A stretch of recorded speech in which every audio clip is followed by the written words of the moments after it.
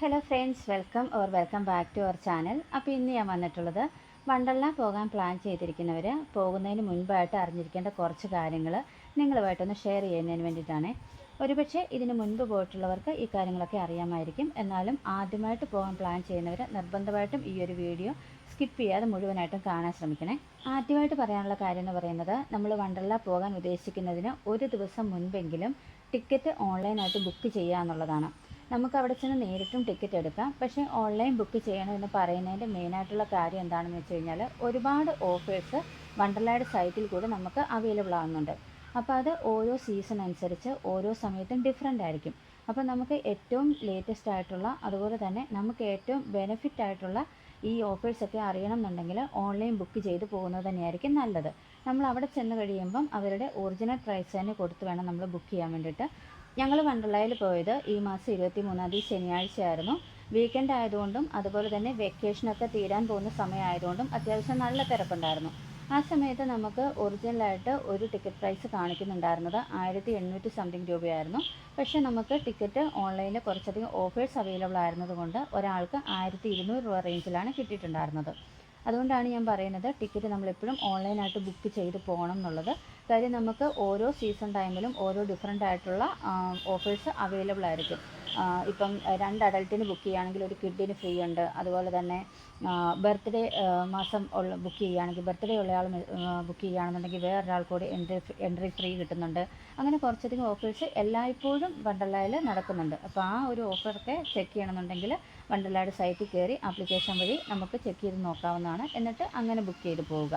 ഞാൻ വണ്ടർലയുടെ സൈറ്റ് വഴിയാണ് ബുക്ക് ചെയ്തത്. അപ്പോൾ ഞാൻ അതിൻ്റെ ഡീറ്റെയിൽസ്, വണ്ടർലയുടെ സൈറ്റിൻ്റെ നെയിമും കാര്യങ്ങളൊക്കെ ഡിസ്ക്രിപ്ഷൻ ബോക്സിൽ കൊടുത്തേക്കാം. അറിയത്തില്ലാത്തവർക്ക് അത് ചെക്ക് ചെയ്ത് നോക്കാവുന്നതാണ്. ആപ്ലിക്കേഷൻ ഉണ്ടോ എന്ന് എനിക്കറിയില്ല, ഞാനിതുവരെ യൂസ് ചെയ്തിട്ടില്ല.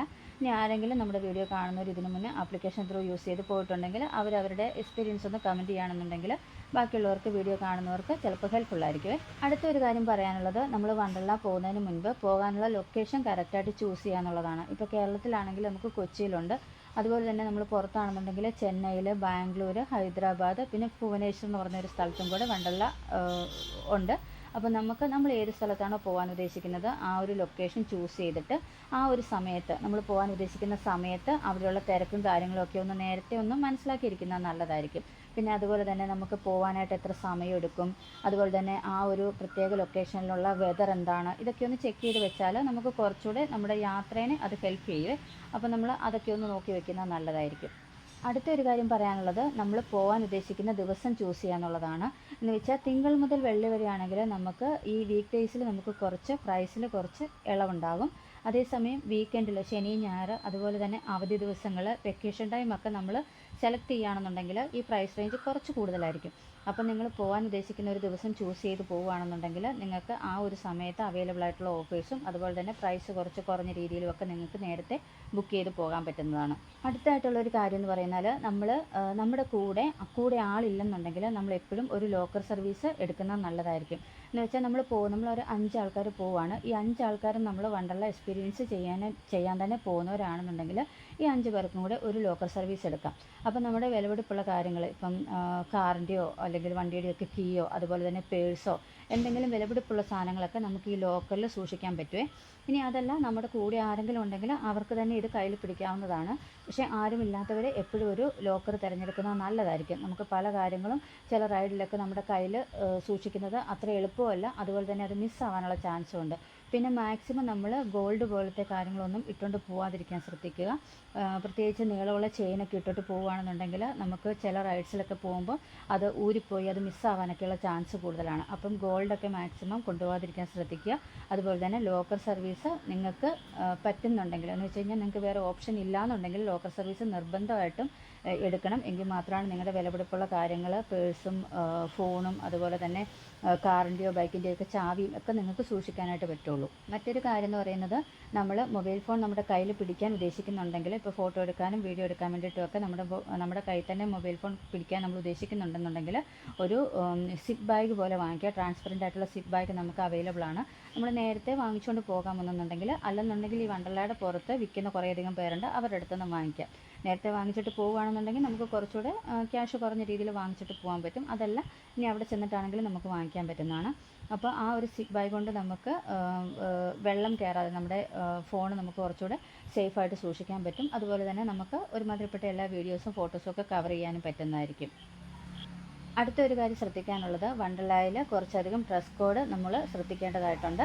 നമ്മൾ ഇട്ടുകൊണ്ട് പോകുന്ന എല്ലാ ഡ്രസ്സുകളും അവിടെ അലൗഡ് അല്ല. നമുക്ക് ഉള്ളിലേക്ക് കയറുന്നതിന് പ്രശ്നമില്ല, പക്ഷേ നമ്മൾ റൈഡ് യൂസ് ചെയ്യുന്നുണ്ടെങ്കിൽ ചില ഡ്രസ്സുകളൊന്നും അവിടെ അവർ അലൗ ചെയ്യില്ല, പ്രത്യേകിച്ച് വാട്ടർ റൈഡ്സിൽ. അപ്പോൾ അതുകൊണ്ട് നൈലോൺ ഡ്രസ്സുകളാണ് മിക്കവാറും റെക്കമെൻഡ് ചെയ്യുന്നത്. അതല്ല പോളിസ്റ്ററിൻ്റെ ഡ്രസ്സാണെങ്കിലും കുഴപ്പമില്ല. കുറച്ച് ഡ്രസ് കോഡുകളുണ്ട്, നമുക്ക് ഉപയോഗിക്കാൻ പറ്റുന്നതും അല്ലാത്തതുമായിട്ടുള്ള കുറച്ച് ഡ്രസ് കോഡുകളുണ്ട്.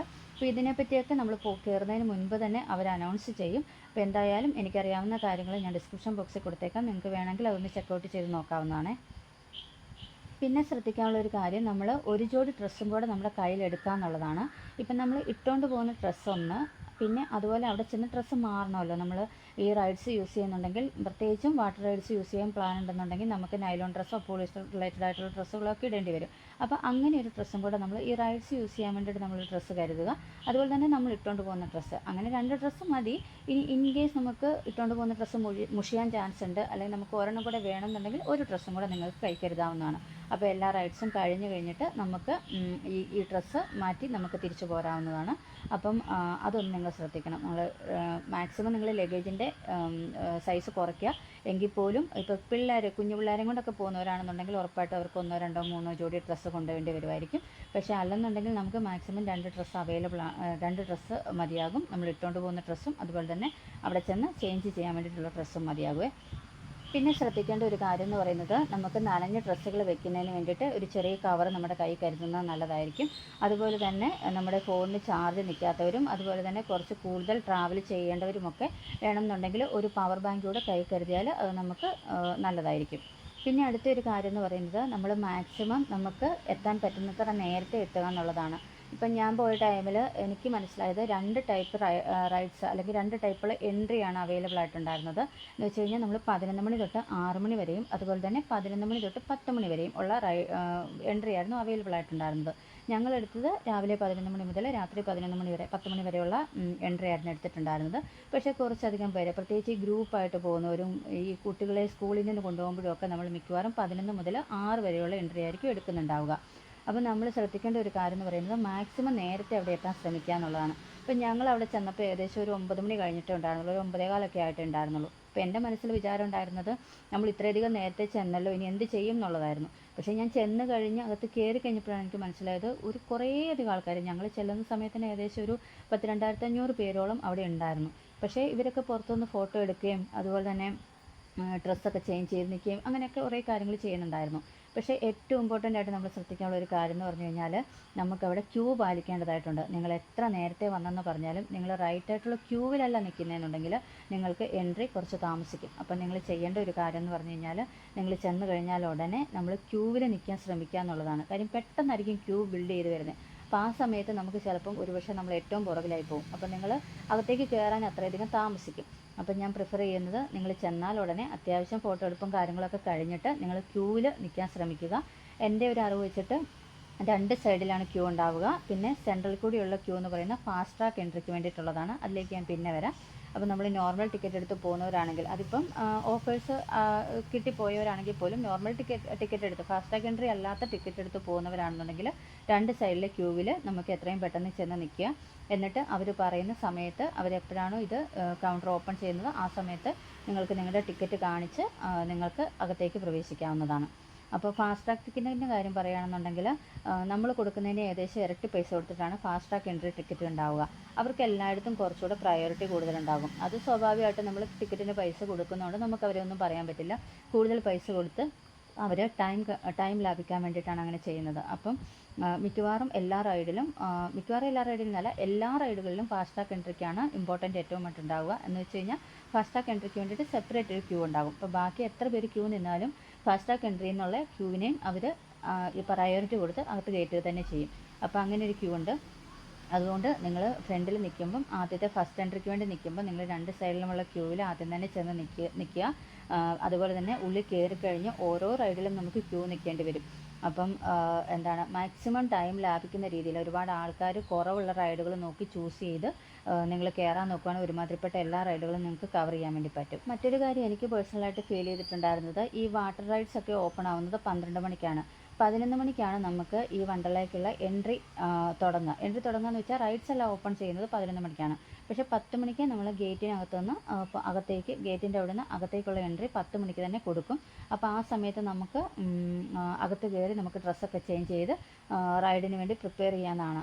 നേരത്തെ ഡ്രസ്സ് ചെയ്യേണ്ടവർക്ക് അങ്ങനെ ചെയ്ത് നിൽക്കാം, അല്ലെന്നുണ്ടെങ്കിൽ അകത്ത് കയറിയിട്ട് ഡ്രസ്സ് ചേഞ്ച് ചെയ്യാനുള്ള സൗകര്യങ്ങളുണ്ട്, ലോക്കർ സൗകര്യങ്ങളും കാര്യങ്ങളും ഒക്കെ ഉണ്ട്. അപ്പോൾ നിങ്ങൾക്ക് ഒന്നെങ്കിൽ അങ്ങനെ ചെയ്യാം. എന്തായാലും 10 മണിക്ക് അകത്ത് കയറ്റി തുടങ്ങും. 11 മണി തൊട്ടിട്ടാണ് റൈഡ്സ് ഓപ്പൺ ആവുക. പിന്നെ അന്നേരം നമ്മൾ ഒരുപാട് ക്യൂ ഇല്ലാത്ത സ്ഥലത്ത് നോക്കി ആദ്യം റൈഡ്സിന് നിൽക്കുവാണെങ്കിൽ നമുക്ക് കുറേയധികം റൈഡ്സ് കവർ ചെയ്യാൻ പറ്റും. അതുപോലെ തന്നെ 12 മണിക്കാണ് വാട്ടർ റൈഡ്സ് ഓപ്പൺ ആവുക. അപ്പോൾ നമ്മൾ ആദ്യം തന്നെ ഈ വാട്ടർ റൈഡ്സിലേക്ക് പോവുകയാണെന്നുണ്ടെങ്കിൽ നമുക്കൊരു 3 മണി 4 മണിയൊക്കെ ആകുമ്പോഴത്തേക്കും വാട്ടർ റൈഡ്സ് കവർ ചെയ്ത് കയറി വന്നിട്ട് ബാക്കി സമയത്ത് ലാൻഡ് റൈഡിലേക്ക് പോകുന്നതായിരിക്കും കുറച്ചുകൂടെ തിരക്ക് കുറഞ്ഞ രീതിയിൽ എല്ലാ റൈഡ്സും എക്സ്പീരിയൻസ് ചെയ്യാൻ പറ്റുക. കാര്യം വരുന്നവരെല്ലാവരും ആദ്യം ലാൻഡ് റൈഡിൽ കയറിയിട്ട് ലാസ്റ്റാണ് വാട്ടർ റൈഡ്സിലേക്ക് ഇറങ്ങുക. അപ്പോൾ എന്താണ് പ്രശ്നം എന്ന് വെച്ച് കഴിഞ്ഞാൽ ഈ ലാൻഡ് റൈഡിൽ കയറാൻ വേണ്ടിയിട്ട് നമ്മൾ മിക്കവാറും ഓരോ റൈഡിനും 30 മിനിറ്റോളം ക്യൂവിൽ നിൽക്കേണ്ടി വരും. നമ്മുടെ സമയം ചുമ്മാ വേസ്റ്റായി പോകത്തേ ഉള്ളൂ. നമ്മൾ ഫാസ്റ്റാഗ് എൻട്രി ടിക്കറ്റ് അല്ല എടുത്ത് പോകുന്നതെന്നുണ്ടെങ്കിൽ നമുക്കത് വളരെ ഒരു നഷ്ടമാണ്. അപ്പം ഞാൻ പ്രിഫർ ചെയ്യുന്നത് വാട്ടർ റൈഡ് തുറക്കുമ്പോൾ തന്നെ, അതായത് 12 മണിക്ക് വാട്ടർ റൈഡ്സ് ഓപ്പൺ ആകുമ്പോൾ തന്നെ നിങ്ങൾ വാട്ടർ റൈഡ് എക്സ്പീരിയൻസ് ചെയ്യുക. എന്നിട്ട് ഒരു 3 മണി വരെ ഒക്കെ അല്ലെങ്കിൽ 3:30 വരെയൊക്കെ വാട്ടർ റൈഡ്സ് എക്സ്പീരിയൻസ് ചെയ്തതിന് ശേഷം തിരിച്ച് കയറി വന്നിട്ട് ലാൻഡ് റൈഡ്സോട് നിങ്ങൾക്ക് എക്സ്പീരിയൻസ് ചെയ്യാവുന്നതാണ്. ഞങ്ങൾ രാത്രി 11 മണി വരെയുള്ള എൻട്രി ആയിരുന്നു എടുത്തിട്ടുണ്ടായിരുന്നത്. അതുകൊണ്ട് തന്നെ ഞാൻ ഒരു ക്യൂവിൽ നിൽക്കുന്നപ്പോഴാണ് എൻ്റെ അടുത്ത് അവിടെ ഉണ്ടായിരുന്ന ഒരാൾ തന്നെയാണ് ഇതെനിക്ക് പറഞ്ഞു തന്നത്.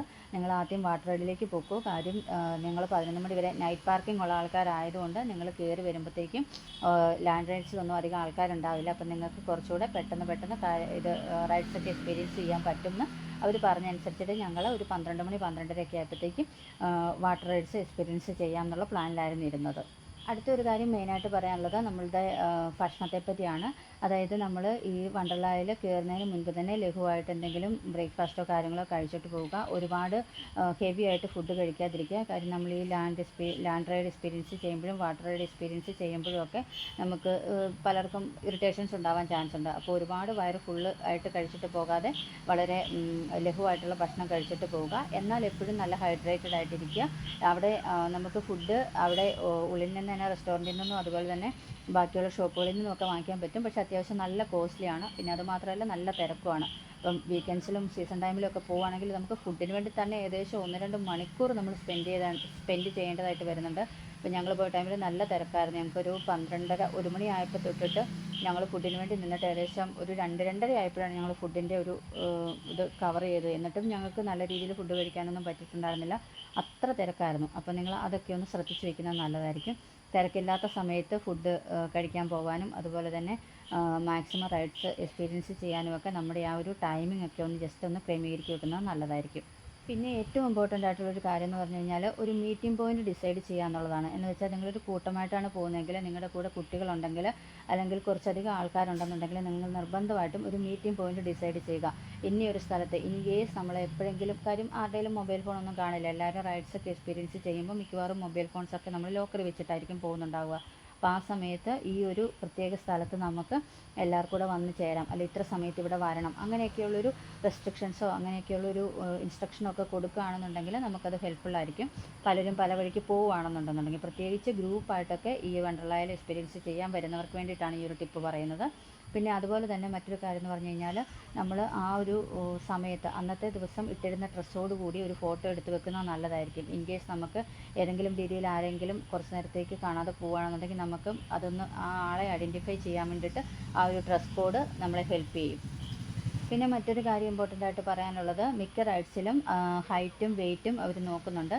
ചില റൈഡ്സിൽ ഇത്ര ഹൈറ്റ് കൂടുതലുള്ളവരെ മാത്രമേ അവർ അലൗ ചെയ്യത്തുള്ളൂ. ചില റൈഡ്സിൽ ഇത്ര വെയിറ്റ് കൂടുതലുള്ളവരെ മാത്രമേ അവർ അലൗ ചെയ്യത്തുള്ളൂ. അതുപോലെ തന്നെ ചില റൈഡ്സിലൊക്കെ നമുക്ക് കിഡ്സിന് ഇത്ര ഹൈറ്റിന് 85 സെൻറ്റിമീറ്ററും 130 സെൻറ്റിമീറ്ററിനും ഒക്കെ ഇടയിലുള്ള കിഡ്സ് ആണെന്നുണ്ടെങ്കിൽ അവരുടെ കൂടെ പേരൻസ് ഉണ്ടെങ്കിൽ മാത്രമേ ചില റൈഡ്സ് അലൗ ചെയ്യത്തുള്ളൂ. അങ്ങനെ കുറച്ചധികം റെസ്ട്രിക്ഷൻസും കാര്യങ്ങളുമൊക്കെ വണ്ടർലായിലുണ്ട്. അപ്പം നിങ്ങൾ കുഞ്ഞുങ്ങളെയും കൊണ്ട് പോവുകയാണെന്നുണ്ടെങ്കിൽ എപ്പോഴും കുഞ്ഞുങ്ങളുടെ കൂടെ ഒരാൾ നിൽക്കാനും അതുപോലെ തന്നെ അവർക്ക് പേരൻസിൻ്റെ ഒരു പ്രസൻസ് ആവശ്യമായിട്ടുള്ള വരുന്ന സമയത്ത് അവരുടെ കൂടെ ആ റൈഡിൽ കയറാനും ഒക്കെ ശ്രദ്ധിക്കണം. അല്ലെന്നുണ്ടെങ്കിൽ കുറേ റൈഡ്സൊക്കെ അവർക്ക് മിസ്സാകും. കാര്യം കുഞ്ഞു പിള്ളേർക്കുള്ള റൈഡ്സ് അഡൽറ്റിനെ വെച്ച് നോക്കുമ്പോൾ വളരെ കുറവാണ്.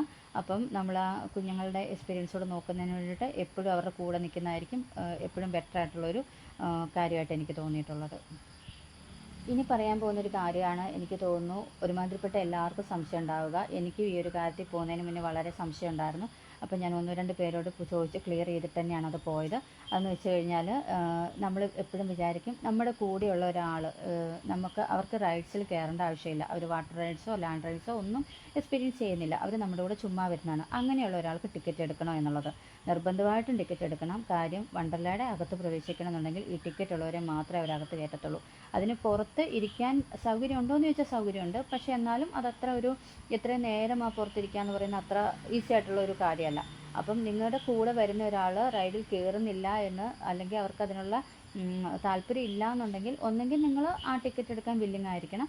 അല്ലെന്നുണ്ടെങ്കിൽ ആ ടിക്കറ്റ് എടുത്ത് ആൾ പുറത്തിരുന്നോളും, കുഴപ്പമൊന്നുമില്ല. ടിക്കറ്റിൻ്റെ മാത്രമല്ല ഞാൻ പറയുന്നത്, ആ ആൾക്ക് പ്രശ്നമൊന്നും ഉണ്ടാവില്ല എന്ന് അത്രമാത്രം ഉറപ്പുണ്ടെങ്കിൽ മാത്രമേ നിങ്ങൾ അങ്ങനെ ഒരാളെ കൂടെ കൊണ്ടാവുള്ളൂ. പ്രത്യേകിച്ച് പ്രായമായിട്ടുള്ള ആൾക്കാരൊക്കെ ഉണ്ടെങ്കിൽ അവർ റൈഡ്സ് എക്സ്പീരിയൻസ് ചെയ്യുന്നില്ല, നിങ്ങളുടെ കൂടെ വെറുതെ വരികയാണെന്നുണ്ടെന്നുണ്ടെങ്കിൽ നിങ്ങൾ അവരുടെ അടുത്ത് കാര്യം എന്തായാലും തീർച്ചയായും പറയണം. കാര്യം പുറത്തിരുന്ന് മുഷിയാൻ ചാൻസ് ഉണ്ട്. കാര്യം നിങ്ങൾ റൈഡ്സൊക്കെ എക്സ്പീരിയൻസ് ചെയ്യാൻ പോകുന്ന സമയത്ത് എപ്പോഴും ഇവരെ ശ്രദ്ധിക്കാൻ പറ്റണമെന്നില്ല. കാര്യം നമ്മൾ പോകുന്നതിനെ അതിന് വേണ്ടിയിട്ടാണല്ലോ. അത് നമ്മൾക്ക് അവരോട് സ്നേഹമില്ലാഞ്ഞിട്ടല്ല. പക്ഷേ നമ്മൾ ഈ ഒരു കാര്യം എക്സ്പീരിയൻസ് ചെയ്യാൻ പോകുന്നത് നമുക്കതിൻ്റെ ഫുള്ളായിട്ടും നമ്മളത് ആ ഒരു എൻജോയ്മെൻറ്റിന് വേണ്ടിയിട്ടാണ് പോകുന്നത്. അപ്പം നമ്മുടെ കൂടെ ചിലപ്പോൾ പ്രായമുള്ള ഒരാൾ, പ്രായം എന്നല്ല ഞാൻ പറയണത്, ഈ റൈഡ്സ് എക്സ്പീരിയൻസ് ചെയ്യാൻ പറ്റാത്ത ആരെങ്കിലും ഉണ്ടെങ്കിൽ അവർക്ക് ഇതിലേക്ക് കയറാൻ താല്പര്യമില്ല, അവർക്ക് അല്ലെങ്കിൽ അവരുടെ ഹെൽത്ത് അതിനെ അനുവദിക്കുന്നില്ല, അല്ലെങ്കിൽ അവർക്ക് പേഴ്സണലി ഇതിനൊന്നും താല്പര്യമില്ല, ഇങ്ങനെയൊക്കെയുള്ളവർ വരുവാണെന്നുണ്ടെങ്കിൽ തീർച്ചയായിട്ടും അവർ പുറത്തിരിക്കാൻ വില്ലിങ് ആയിട്ടുള്ള ആൾക്കാർ തന്നെയായിരിക്കണം. അവരുടെ ഹെൽത്ത് ഓക്കെ ആയിരിക്കണം. പുറത്ത് ഇത്രയും നേരം നമ്മളെ വെയിറ്റ് ചെയ്തിരിക്കുന്നതിന് ചിലപ്പോൾ നമ്മൾ ഓരോ റൈഡും മാറി മാറി എക്സ്പീരിയൻസ് ചെയ്യുന്ന സമയത്ത് അവരും അതുപോലെ തന്നെ നമ്മുടെ ഒപ്പം നടന്ന് നമ്മുടെ കൂടെ ഇന്ന സ്ഥലത്ത് വന്നിരിക്കേണ്ടതായിട്ട് വരും. അല്ലെങ്കിൽ ചിലപ്പോൾ ഒരേ ഒരു സ്ഥലത്ത് അവർ കുറേ നേരം ഇരിക്കേണ്ടതായിട്ട് വരും. അങ്ങനെയൊക്കെയുള്ള കുറേ ഇഷ്യൂസ് ഉണ്ടല്ലോ. അപ്പം ഞാൻ പ്രിഫർ ചെയ്യുന്നത് ഇങ്ങനെ വരാൻ താല്പര്യമില്ലാത്ത, അല്ല റൈഡ്സിൽ കയറാൻ താല്പര്യമില്ലാത്ത, ഹെൽത്ത് അനുവദിക്കാത്ത ആൾക്കാരെ നമുക്കൊരു ഓപ്ഷൻ ഉണ്ടെങ്കിൽ വീട്ടിലിരുത്തിയിട്ട് വരാനോ ബന്ധക്കാരുടെ അടുത്തിരുത്തിയിട്ട് വരാനോ ഒക്കെ ഒരു ഓപ്ഷൻ ഉണ്ടെങ്കിൽ അത് ചൂസ് ചെയ്യാന്നുള്ളതായിരിക്കും നല്ലത്. അതുകൊണ്ട് നമുക്ക് 2 കാര്യങ്ങളുണ്ട്. ഒന്ന്, നമുക്ക് അവരെ പറ്റിയുള്ള ആദ്യം ഒഴിവാക്കാം. അവരെന്തെടുക്കുമായിരിക്കും, അവർ ഓക്കെ ആണോ എന്നുള്ളൊരു ടെൻഷൻ നമുക്ക് ഒഴിവാക്കാം. അതുപോലെ തന്നെ വെറുതെ ഒരാളുടെ എൻട്രി ഫീസ് കൊടുത്ത് അകത്ത് കയറ്റിയിരുത്തുന്ന ആ ഒരു കാര്യം കൂടെ നമുക്ക് ഒഴിവാക്കാം. മറ്റൊരു കാര്യം ഞാൻ നോട്ടീസ് ചെയ്തത്, നമ്മൾ ഈ വാട്ടർ റൈഡ് എക്സ്പീരിയൻസ് ചെയ്തതിന് ശേഷം ലാൻഡ് റൈഡ് എക്സ്പീരിയൻസ് ചെയ്യാൻ പോകുമ്പം ചില റൈഡ്സിലൊന്നും അവർ ഈ നനഞ്ഞ ഡ്രസ്സ് ഇട്ടിട്ട് കയറ്റത്തില്ല. അപ്പോൾ അങ്ങനെയുള്ള സമയത്ത് നിങ്ങൾ ലാൻഡ് റൈഡ് വാട്ടർ റൈഡിന് ശേഷം എക്സ്പീരിയൻസ് ചെയ്യാൻ ഉദ്ദേശിക്കുന്നുണ്ടെങ്കിൽ നിങ്ങൾ ഉറപ്പായിട്ടും ഡ്രസ്സ് ചേഞ്ച് ചെയ്തതിന് ശേഷം വേണം പോകാനായിട്ട്.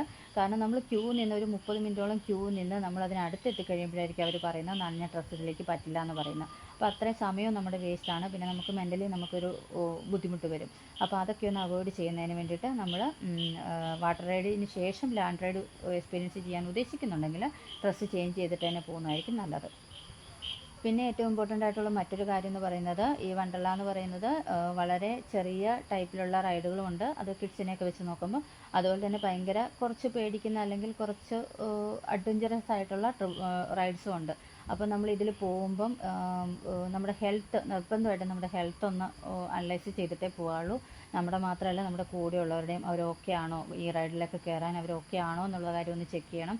പ്രത്യേകിച്ച് പ്രഗ്നൻ്റ് ആയിട്ടുള്ളവരും അതുപോലെ തന്നെ BP ഒക്കെ കൂടുതലുള്ളവരും ഹേർട്ട് പേഷ്യൻസും ഒക്കെ ആണെന്നുണ്ടെങ്കിൽ ശരിക്കും പറഞ്ഞാൽ കുറേയധികം റൈഡ്സ് നമ്മൾ ചൂസ് ചെയ്യാതിരിക്കുന്നത് തന്നെയാണ് നല്ലത്. അപ്പോൾ അതുകൊണ്ട് അതൊന്ന് പ്രത്യേകം ശ്രദ്ധിക്കണേ.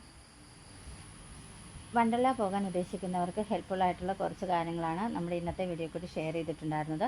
അപ്പോൾ നിങ്ങൾക്ക് ഈ വീഡിയോ ഇഷ്ടമായിട്ടുണ്ടെങ്കിൽ ഒന്ന് ലൈക്ക് ചെയ്യാനും അതുപോലെ തന്നെ നിങ്ങളുടെ അഭിപ്രായങ്ങൾ കമൻറ്റായിട്ട് അറിയിക്കാനും മറക്കരുത്.